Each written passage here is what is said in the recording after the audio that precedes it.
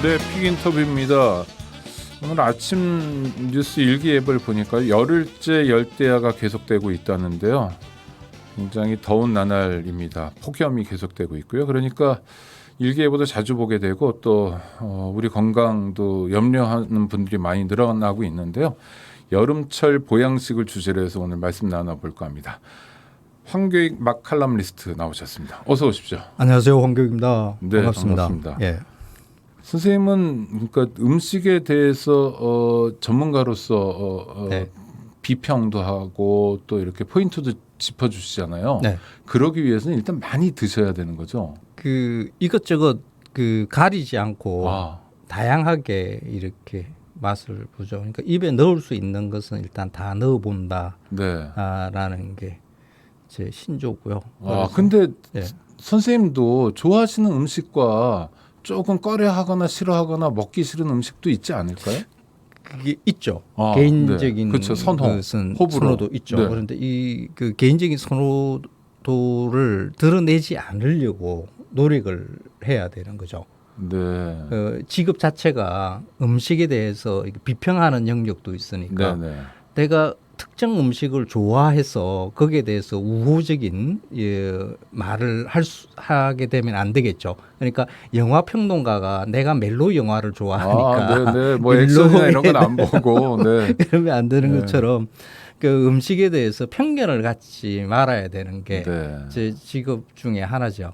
네. 사람들이 보통 어떤 음식을 좋아한다 할 때 엄마 또 할머니가 네. 해준 음식 이런 게 기준이 되기도 해요. 그러면 음식을 그렇죠. 좋아한다 입맛이라는 건 일종의 기억작용이기도 합니까? 어떻습니까? 그렇죠. 아, 사회화 과정을 사회화 통해서 과정. 네. 맛이 내가 가지고 있는 기호, 내가 싫어하는 음식 이런 것이 만들어지죠. 네. 인간은 사회적 동물이라고 이야기를 하잖아요. 그렇죠. 이 여러 동물은 그냥 생존을 위해서 잠시 그 어미의 훈육이 있기는 해요. 먹이를 어떻게 찾을 것인가, 어떻게 확보할 것인가에 대한 그 훈련 과정이 아주 잠시 있어요. 그런데 인간에 비하면. 그렇죠. 네. 인간은 그러니까 보통 심리적 유기라고 하는 7세 이전까지 네. 끊임없이 어떤 음식이 맛있다라는 것을 부모가 사실 어머니의 역할이 제일 크죠. 네네. 그다음에 아버지, 대가족 같으면 할머니, 할아버지, 가족들, 이모, 삼촌 이런 사람들에 의해서 이게 맛있는 음식이야 하는 것을 전달하죠. 이게 네가 와, 평생 맛있다라는 게 그렇죠. 되게 중요한 거군요. 그렇죠. 아이들한테는. 그렇죠. 네. 그러니까 우리의 뇌가 사회화에 적합하게끔 인간의 뇌는 이렇게 발달해 왔거든요. 네. 그래서 우리가 먹는 음식, 내가 가지고 있는 기호는 그런 사회화의 과정을 거쳐서 완성된 것이다. 내가 맛있다라고 하는 것은 누군가가 내가 만난 수많은 사람들이 맛있다라고 나한테 머릿속에 넣어준 기억,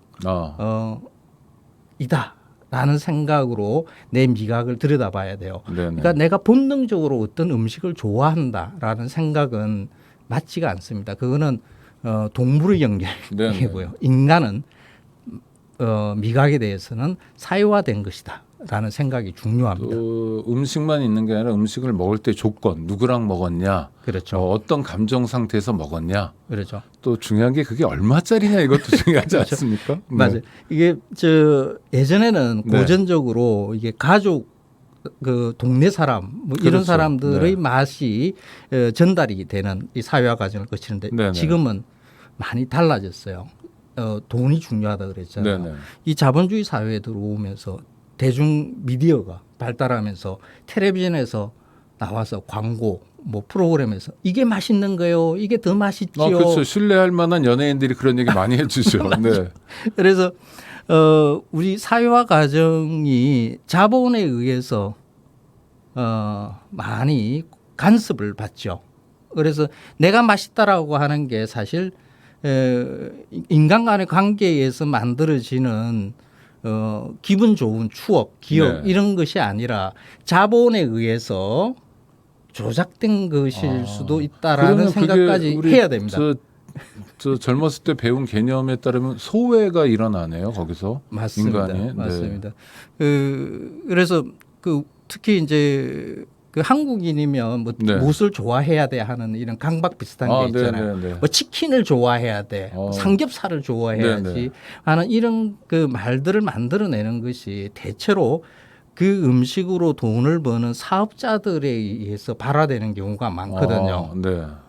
그 음식을 한국인들이 많이 먹으면 돈을 많이 벌 사람들에 의해서 대중매체에 많이 노출되게끔 하고 그 음식이 원래 한국인이면 그런 음식을 좋아하게끔 이렇게 유전자 속에 뭐 박혀 있는가 봐 하는 그런 대중들이 생각하게끔 만들어 놓는 이런 일들이 벌어지고 있죠. 그런 유전자는 없는 거죠, 당연히. 그런 건 그러니까 없죠. 음식 맛이라는 건 개별적인 뭐 기억이고 그렇습니다. 개별적인 성장 과정에서 길들여지는 것이기 때문에 네.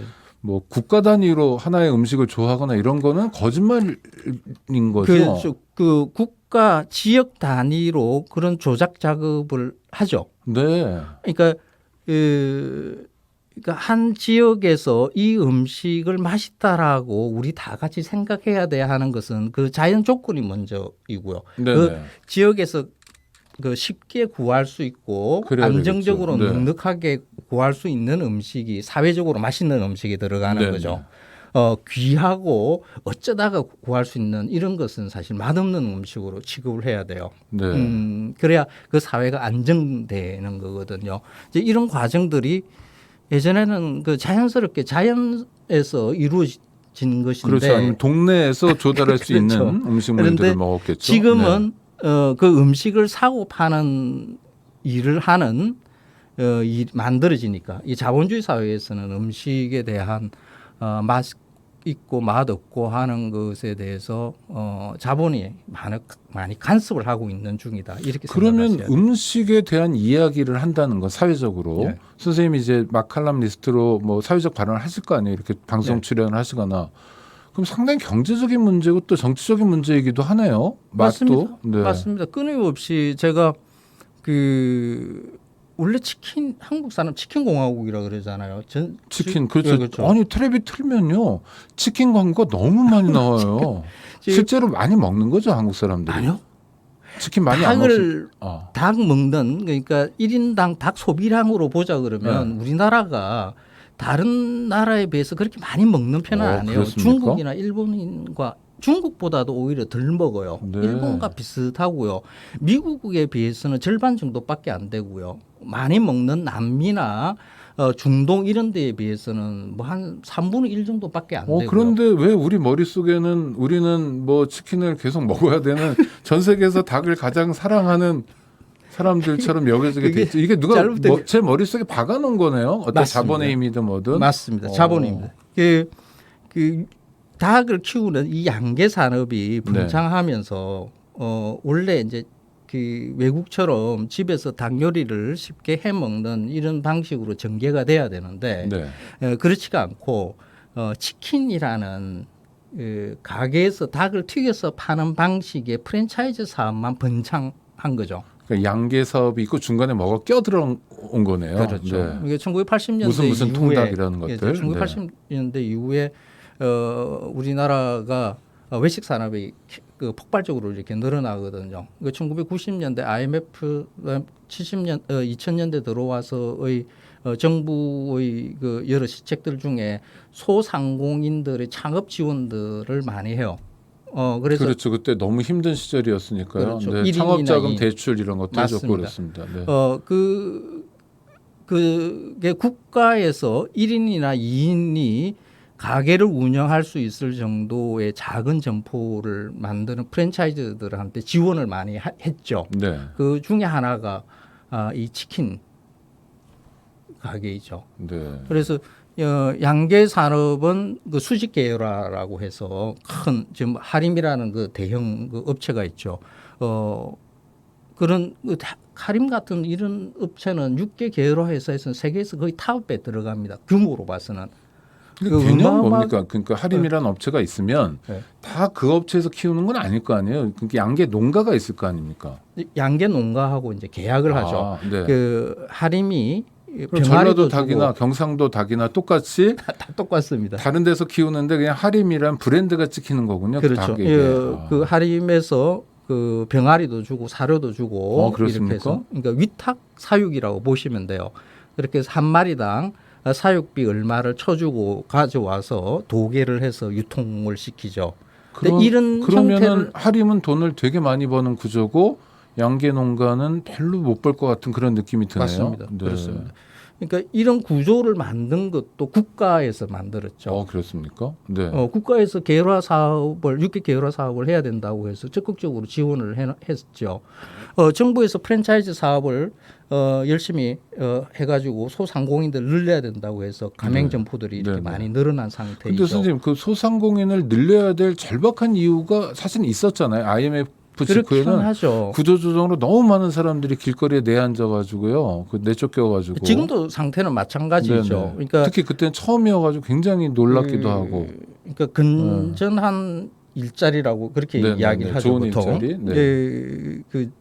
이 직장이 많이 늘어나야 되는데 네네. 그렇지 않고 그냥 각자 도생하라는 네. 그런 방식으로 경제를 이끌어 온 거죠. 근데 거기에 대한 반성들이 있어야 되는 거거든요. 왜 우리나라에 이렇게 1인당 외식업체 수가 이렇게 왜 많으며 그거는 다른 나라에 비해서 압도적으로 많습니까? 압도적으로 많죠. 네. 왜 치킨 공화국이라고 불릴 정도로 치킨 가게가 그 작은 가게들이 골목골목마다 있는가 하는 것에 대한 반성이 있고 거기에 대한 이제는 개선해 나가야 되는 일이 필요하죠. 네. 근데 이 개선을 해 나가자고 말을 해야 되는 분들이 언론인데 언론에서 먼저 이 이야기를 꺼내야 되거든요. 그래야 뭐 정부나 뭐 정치하시는 분들이 그렇죠. 조금이라도 움직일 가능성이 이게 생기는 거죠. 자세히 한번 네. 들여다보죠. 근데 이 일을 거의 지금 하지 못하고 있죠. 언론들은 지금은 자본의 눈치를 봐야 되는 위치에 있죠. 좀 전에 그 텔레비전만 틀면 치킨 광고 하더라고 네, 그랬잖아요. 네. 치킨 육개 업체들 뭐 이런 쪽에서 주는 광고 홍보비로 먹고 사는 언론들이죠. 그 산업에 대해서 그 구조를 지금 바꿔야 된다라고 개선점을 이야기할 수 하려고 하면 광고주들이 싫어하겠죠. 그 이야기가 계속 이렇게 막히고 개선이 안 되고 하는 거죠. 그래서 지금 시민들이 이제 이 사태를 조금 알고 지금 치킨 가격 한 마리가 한 3만 원 가까이 된다. 한 마리가요? 네. 와. 그래서 치킨 안 먹겠다. 네. 불매 운동이 일어나고 하는 이 상황까지 닥치게 된 거죠. 아이고. 이 복날 음식 이야기한다고 아니 왔는데 보셨지만 얘기라는 게 아니 그러니까 우리가 그러니까 황 선생님한테 제가 일부러 청해서 듣고 싶었던 얘기는 아닌데 자연스럽게 온 겁니다. 왜냐하면 음식이라는 게 사실은 뭐 복날에 삼계탕 먹어야 된다라는 것도 동네마다 다를 수 있는 거고 일종의 기억이고 우리가 그렇죠. 그렇게 기억을 어떻게 만들어 가느냐. 근데 이게 우리 엄마가 나한테 기억을 만들어 주는 거라면 내가 마다할 게 없잖아요. 왜? 엄마는 정말 좋은 걸 주시기 그렇죠. 위해서 예. 늘 애쓰시고 그럼 예. 뭐 저도 기억이 선한데요. 그런데 엄마가 아닌 사람들은 특히 저를 상대로 돈을 벌겠다는 뭐 대기업분이나 이런 분들은 그냥 제가 소비자로만 보일 거 아니에요. 저의 건강을 특별히 생각할 것 같지도 않고 예. 기분도 그렇고 그래서 대충 맞는 겁니까? 그렇죠. 네. 이게 그 텔레비전을 보면 뭐 요즘 유튜브도 그렇죠. 그게 보면 그 대체 엄마, 대체 아빠가 네. 나오죠. 그 앞에 자기 성씨를 따가지고 뭐 엄마, 뭐 아빠 아, 네. 그러면서 그걸 막 요리를 해요. 네. 이게 맛있는 거야. 이렇게 요리를 해서 먹어야 돼. 네. 예, 하는 거죠. 그러니까 원래는 가정에서 어머니가 자식들한테 해야 되는 일을 텔레비전에서 누군가가 자본에 의해서 조작되는 방식으로 그 음식이 맛있다라는 것을 전달을 하는 거죠.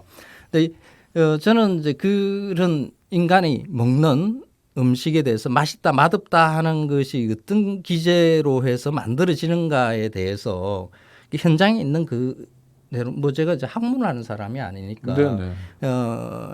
굉장히 이제 적극적으로 그 현상에 대해서 이렇게 말을 던져야 되는 언론인이죠.